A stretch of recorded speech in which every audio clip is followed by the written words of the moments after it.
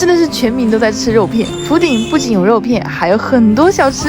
先推荐这第一家阿公肉片，在本地也还蛮出名的。在这里吃到的肉片确实会比外地香，汤里会加上这个黄椒，很爽。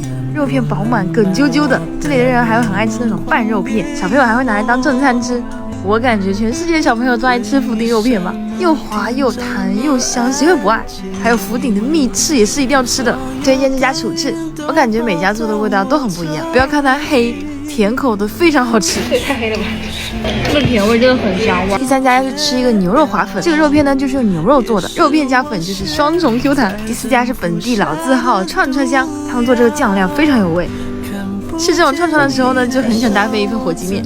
说到这儿，我突然想起来，我最近搞了整整一大箱，他们家经典款真的狠狠爱住了，香辣刺激 ，Q 弹劲道。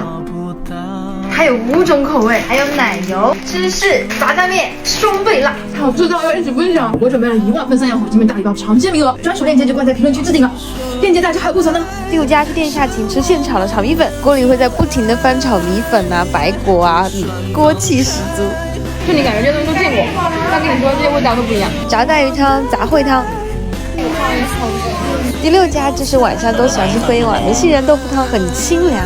这个呢叫蚂蚁上树，就是长条果冻那种口感，只有小地方才会有这样的甜品，真的好吃，非常漂亮的汤水。这个夏天就来福鼎吃一吃吧。